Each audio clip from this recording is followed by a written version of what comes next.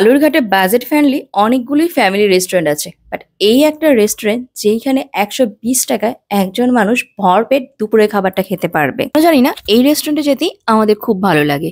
তো চলো, ১২০ টাকায় এই রেস্টুরেন্টে কি এমন খাবার পাওয়া যায় যেটা সবাই ভালো মতো খেতে পারবে, তোমাদের সাথে আজকে সেটাই শেয়ার করব। আজকে বাইরে পড়ার জন্য আমি একটা কর্সেট নামিয়েছি। এই পর্যন্ত তোমার দাদা আমাকে ৩টা কর্সেট কিনে দিয়েছে। তো প্রত্যেকটা কর্সেটই সত্যি পরে অনেক আরাম, আর যেহেতু এগুলো পিওর কটন থাকে, তো বাইরে রাফিউজের জন্য বেস্ট আমার কাছে মনে হয়। এই গরমের দিনে এর থেকে ভালো ড্রেস তো আর কিছু হতেই পারে না। তো এই কর্সেটটা কালকেই আসছে। কর্সেট গুলোর ফিটিংও খুব সুন্দর হয়, আর দেখতেই পাচ্ছো যেহেতু পিওর কটন ছিল, কালারটাও খুব সুন্দর, ব্ল্যাকের মধ্যে হোয়াইটের প্রিন্ট করা ছিল। কর্সেটটা পরার পর তো আমার কাছে খুবই ভালো লাগছিল। তো আমি ভাবলাম যে আরো কয়েকটা কর্সেট কিনে নিব এই সামারে রাফ ইউজ করার জন্য। দিদিও হলো কয়েকটা কর্সেট হলো অর্ডার দিয়েছি। তো দিদি কর্সেট গুলো আসলে তোমাদের সাথে অবশ্যই শেয়ার করব। এগুলো আমরা হলো মিন্ত্রা, অ্যামাজন, জিও বা নাইকা ফ্যাশন এগুলা থেকে কিনে থাকি। বাট ইনস্টাতে অনেক সময় দেখা যায় যে বিভিন্ন ব্র্যান্ডেরও এই কর্সেট গুলো পাওয়া যায়। সবাই মিলে রেডি হয়ে পড়েছি, আর দিদি বললো যেহেতু আমার বাড়ির পাশেই রেস্টুরেন্ট, তো তোরা রেস্টুরেন্টে চলে আয়, আমি ওইখান থেকে চলে আসবো। বালুরঘাটে আছে তারা হয়তো বা বুঝতেই পারছো যে আমি কোন রেস্টুরেন্টের কথা বলছি। হ্যাঁ, আমি হলো বাটারফ্লাই এর কথা বলছি। সবারই মনে হয় যে বাটারফ্লাইতে বাজেট ফ্রেন্ডলি অনেক খাবারই পাওয়া যায়। তো এর নিচেই হলো আইসক্রিমের দোকান ছিল, আর আমাদের ছেলে মেয়ে যতই ঠান্ডা লাগুক না কেন আইসক্রিম খেলে নাকি তাদের ঠান্ডা ভালো হয়ে যাবে। ফার্স্টে আইসক্রিম কিনলো, তারপর উপরে উঠলো। এখানে মনে হয় কালকে কোনো জন্মদিনের ফাংশন ছিল, তো ডেকোরেশন করা হয়েছিল বেলুনটা দিয়ে, সেই বেলুনটাই বাইরে নিয়ে এসে রেখেছে। যেহেতু আজকে রবিবার ছিল, তার মানে হলো আজকে ভিড়টা তুলনামূলকভাবে অনেক বেশিই ছিল।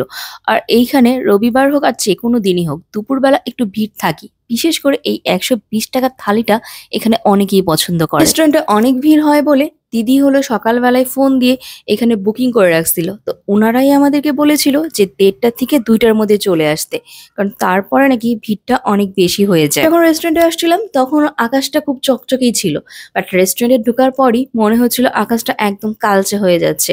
আর একটু পরেই ধুম বৃষ্টি চলে আসছে। ভাগ্যিস টাইম মতো আসছিল। রেস্টুরেন্টের ডেকোরেশনটা না খুবই সোবার, মানে একদম ঝিমঝাম ডেকোরেশন, খুব সুন্দর একটা পরিবেশ, অনেক বেশি কোলাহল না। আর এই রেস্টুরেন্টে খাবার খেয়ে আজ পর্যন্ত আমরা কোনোদিনও হতাশও হই। মানে আমরা সবাই মিলে একসাথে হই না কেন, আমরা একটু চেষ্টা করি একটা দিন বাইরে যেয়ে সবাই মিলে খাওয়া দাওয়া করার জন্য। সে অন্তত পক্ষে একটা দিন সবাই মিলে একসাথে কোথাও যেয়ে খাওয়া দাওয়া করতে করতে আড্ডা দেওয়াটা খুব দরকার। এটা না একটা ফ্যামিলির একটা সুস্থ পরিবেশকে মেনটেন করে থাকে, এটা আমার মনে হয়। মনে অনেক কিছু আসবে আর যাবে, বাট এই সুন্দর সুন্দর মুহূর্তগুলো কিন্তু কখনোই আসবে না। আমরা নিজেরা ইচ্ছা করলে ফ্যামিলিকে নিয়ে বাইরে কোথাও খাওয়া দাওয়া করতে বা ঘুরতে যেয়ে সুন্দর সুন্দর কিছু মোমেন্ট ক্যাপচার করতে পারি। আমরা প্রথমে আলোচনা করছিলাম যে কে কোনটা খাবে। মা তো আগেই বলে আসছে মা শুধুমাত্র ভেজ থালিটাই খাবে, কারণ মার এখানে ভেজ থালিটা খুব পছন্দ। তো দেখো বৃষ্টি নেমে পড়েছে, তো ওনারা বললো যে খাবার দিতে ১৫ মিনিটের মতো লেট হবে। আমরা প্রথমে স্টার্টারে চিলি বেবি কর্নটা অর্ডার করি। এইটা না এই রেস্টুরেন্টে আমাদের কাছে বেস্ট মনে হয়, বাবারাও খেতে খুব পছন্দ করে। দেখো ধুম বৃষ্টি কিন্তু শুরু হয়ে গিয়েছে।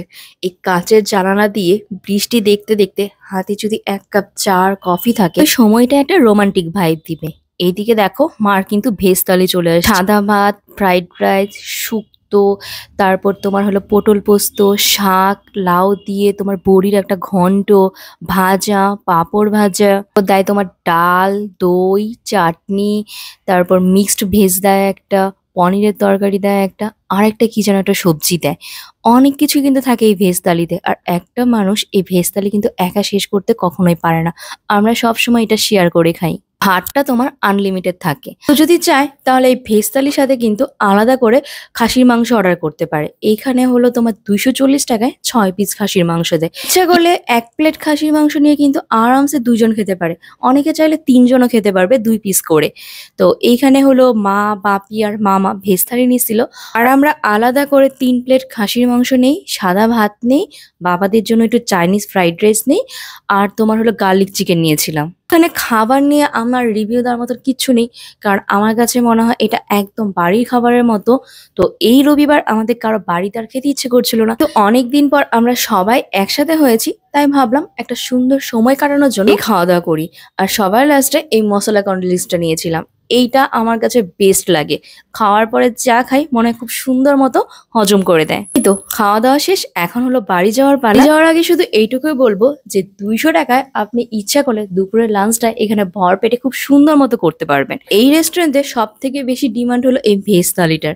তো অনেকেই এই ভেজ থালি নিয়ে সাথে হলে চিকেন বা মাটন এক্সট্রা নিয়ে নেয় এবং সুন্দর তাদের খাওয়াটা হয়ে যায়। এখনো বৃষ্টি হয়েই যাচ্ছে, চলো বাড়ি যেয়ে তোমাদের সাথে দুটো সুন্দর জিনিস শেয়ার করি। অনেকদিন ধরে ভাবছিলাম বাবা আর মামামের জন্য দুইটা ব্যাগ নিব, বাট নেওয়া করে নেওয়াই হচ্ছিল না।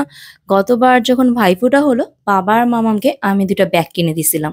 তো ব্যাগগুলো কি হয়েছে ওটাই ছোট হয়ে গেছে, ওদের ক্লাস অনুযায়ী ওদের বইয়ের সাইজগুলো অনেক বড় বড়, ব্যাগে তো একদম আটেই না। মাম্মামের তো বইগুলো ভাঁজি হয়ে যাচ্ছিল।